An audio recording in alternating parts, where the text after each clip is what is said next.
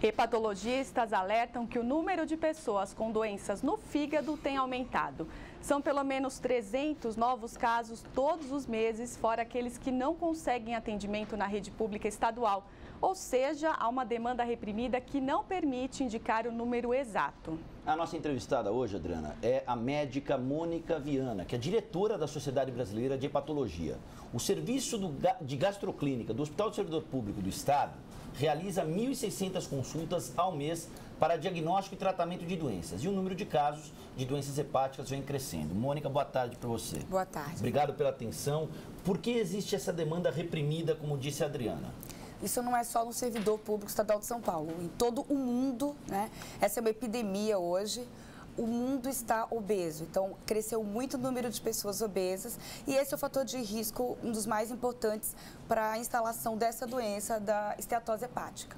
A maior parte desses pacientes tem um açúcar aumentado, um nível de glicose aumentado, porém, ao coletar o sangue, passam muito tempo esperando no laboratório, passam daquelas 12 horas, que seria o ideal, e vão coletar o sangue com 13, 14 horas, e passam anos esperando esse diagnóstico e não tem. O diagnóstico é retardado pela dificuldade ou pela coleta inadequada dos exames de sangue.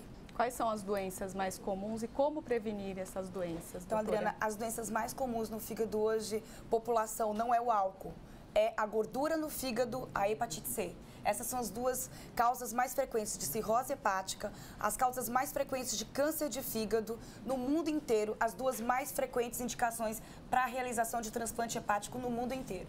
E como prevenir essas doenças, hein, doutora?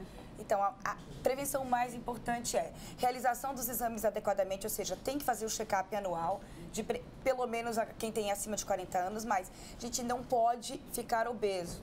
Né? Então não é só, eu estou forte, eu estou fazendo atividade física, tem que ver principalmente os fatores de risco da esteatose hepática, que são hipertensão, presença ainda que não seja do diabetes, mas da resistência insulínica, que é o açúcar um pouquinho aumentado, o HDL colesterol baixo, que é o colesterol protetor, o triglicéride alto, acima de 150, e a circunferência abdominal na mulher maior que 88 e no homem maior que 92, ou seja, quase todas as pessoas acima de 50, 60 anos têm esses fatores de risco. Por isso, esse boom do diagnóstico dessa doença. Então, redução de açúcares, redução de sal, o que mais? Redução de gordura. Circunferência abdominal. Então, a barriguinha que antigamente a gente era símbolo de prosperidade, hoje é certeza de doença, na maior parte das pessoas. Legal, isso que a senhora está falando vai muito ao encontro de algo que a gente tem falado com médicos, endocrinologistas que aparecem aqui. O problema central passa a ser o governo federal, o Ministério da Saúde, as secretarias estaduais em todos os estados da federação, as secretarias municipais deveriam se empenhar numa campanha maciça de reeducação alimentar? Completamente. Isso é uma coisa, a gente está gastando muito recurso público em depois tentar sanar o que a população não entendia ou não sabia ser o maior fator de risco para desenvolvimento de hipertensão, de diabetes, de doença coronariana, que é o infarto, esteatose hepática, que é a gordura no fígado, e a cirrose hepática, entre outros. A gente conversava há pouco, Mônica, e você dizia da questão da esteatose hepática. Como é que o problema das doenças do fígado, muita gente diz isso pra gente quando vem entrevista aqui no Jornal da Câmara, é que essas doenças são silenciosas, elas não são sintomáticas. Como então, repetindo a pergunta da Adriana, como então tentar olhar para isso? Quais são os indícios, os presságios de que algo pode estar errado? Além da cinturinha, além da cueca e da calcinha GG. Gente, sintoma, até que 90% do fígado esteja destruído, não vai acontecer sintoma nenhum.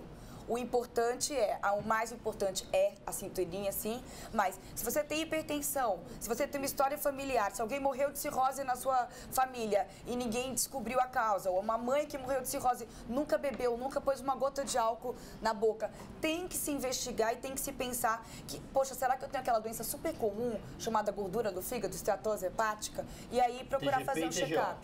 Então, a TGP, que é a ALT e a TGO, elas alteram, mas 30% dos pacientes evoluem para cirrose e para o câncer com TGO e TGP normais ou levemente alteradas. Só que vamos tornar isso, a senhora é uma médica, especialista, diretora da Sociedade Brasileira de Hepatologia, vamos tornar isso palatável para quem está nos assistindo. O que é a TGP, o que é a TGO e qual é a importância de monitorá-la? São exames de sangue muito simples, tá? Muito baratos, custam R$8, R$10 para quem não tem convênio. Quem é servidor público é de graça lá, quer dizer, faz parte da sua assistência.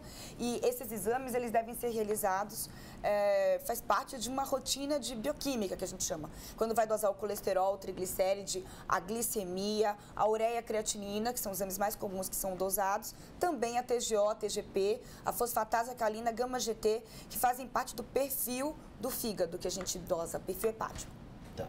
Está disponível em todos os hospitais da rede pública do país. Joga no do Google, T de tatu, G de G de gato, P de Paulo ou TGO, T de tatu, G de gato e O. E veja os riscos, e veja os riscos que você corre. Perfeito. Mônica, muitíssimo obrigado pela sua presença. A gente vai voltar a conversar sobre esse assunto. Você vai estar aqui conosco em outras oportunidades para falar com mais densidade sobre a saúde hepática. Muito obrigada pelo convite e eu peço que quem assistiu essa entrevista e conhece alguém que tem essas características, por favor, alertar de investigar o fígado.